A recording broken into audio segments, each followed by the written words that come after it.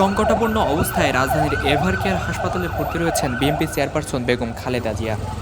মূলত 23 নভেম্বর 2025 তারিখে তিনি রাজধানীর এভারকেয়ার হাসপাতালে ভর্তি হয়েছিলেন। মূলত বেশ কিছুদিন যাবতই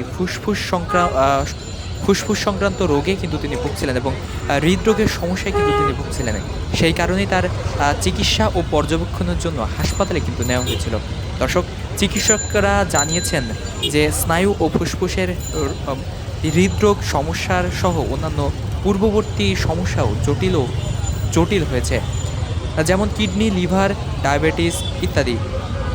দর্শক, মূলত 23 তারিখে রাজধানীর এই এভারকেয়ার হাসপাতালে ভর্তি হওয়ার পর থেকেই বিএনপি চেয়ারপারসন বেগম খালেদা জিয়ার অবস্থা কিন্তু অবনতি হতে থাকে এবং তারই ধারাবাহিকতায় গত 24 নভেম্বর তাকে কিন্তু সিসিইউতে ভর্তি করা হয়েছিল। এখনও পর্যন্ত বিএনপি চেয়ারপারসন বেগম খালেদা জিয়া সিসিইউতেই কিন্তু ভর্তি রয়েছেন।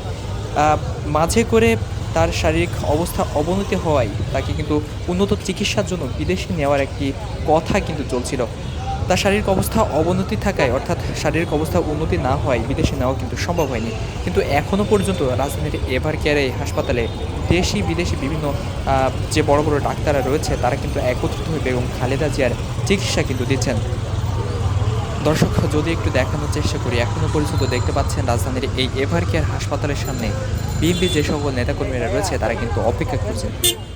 দর্শক, আমরা দেখেছি বাংলাদেশের বিভিন্ন জেলা উপজেলা থেকে বিএনপির যে সকল নেতাকর্মীরা রয়েছেন তারা কিন্তু দূর দূরান্ত থেকে ছুটে আসছেন রাজধানীর এই এভারকেয়ার হাসপাতালের সামনে এবং দিন গড়িয়ে এখন কিন্তু রাত হয়েছে।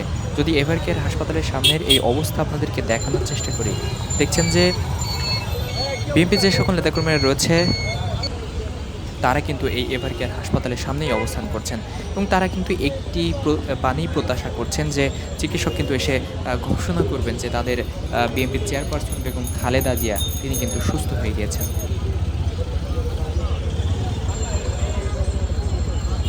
দর্শক, এর আগে কিন্তু আমরা দেখেছি বাংলাদেশের বিভিন্ন জায়গা থেকে যে সকল নেতাকর্মীরা আসছেন তারা কিন্তু বিভিন্ন ব্যানার এবং বিভিন্ন ধরনের ফেস্টুন কিন্তু তারা নিয়ে আসছেন এবং অনেকেই কিন্তু বলছেন যে তাদের কিডনি নিয়ে বেগম খালেদা জিয়াকে যাতে সুস্থ করে তোলা হয়। আমরা দেখেছি গত শুক্রবারে রাজধানীর বিভিন্ন জায়গায় এবং সারা বাংলাদেশের বিভিন্ন জায়গায় জুমার নামাজের পরপরই বেগম খালেদা জিয়ার জন্য কিন্তু দোয়া মোনাজাত করা হয়েছিল এবং মিলাদ মাহফিলের আয়োজন কিন্তু করা হয়েছিল। দেশ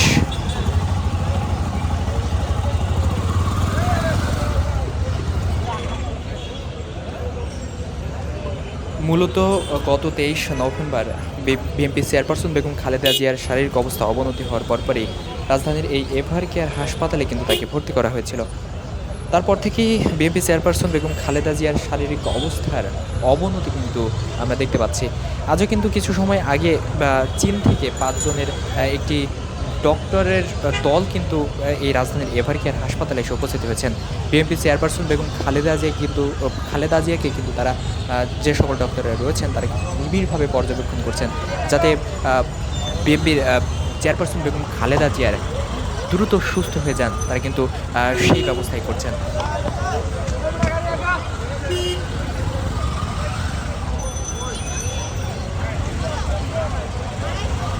দর্শক, রাজধানীর এভারকেয়ার হাসপাতাল থেকে এই ছিল সর্বশেষ।